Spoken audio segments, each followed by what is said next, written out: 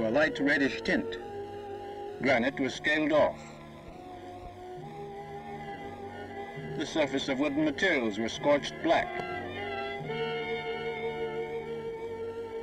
A characteristic of these burns was that shadows were left by obstacles. What, we ask, can be conceived from the relative positions of the shadow and the obstacle? For instance, what can we conceive from the shadows on the bridge? By the shadow of this walking man, or by the shadow of such immobile objects as the railing on the bridge? This report of ours, however, was confined to one problem. That was to determine the direction from which the radiation heat came by a study of the relative positions of obstacles and their shadows. For instance, we studied the direction of the radiation by this shadow.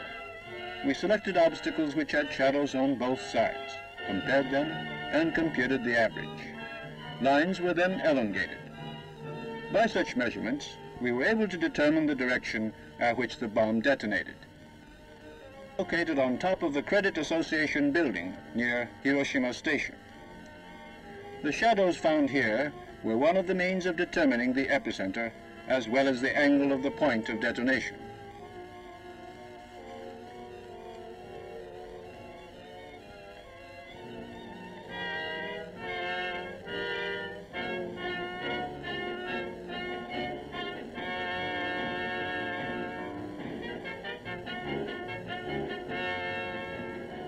Also measured by means of the shadow on the window frame of this tower atop the Chugoku Electric Supply Building.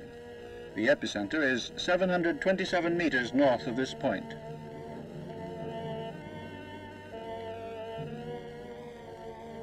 Measurement of the angle showed that the point of detonation was about 580 meters above the ground.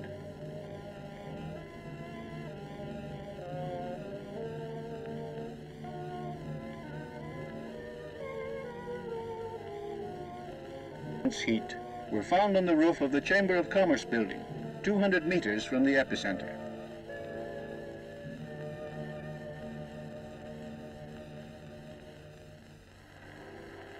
It was also measured by the shadow of the handle on this gas tank. The epicenter is about 2,300 meters to the northwest. In the compound of the Gokoku Shrine, there were many granites with shadows which were suitable for making measurements, both of direction and angle. From this shadow, the epicenter was 350 meters, the point of detonation about 550 meters above the ground. From the data thus gathered,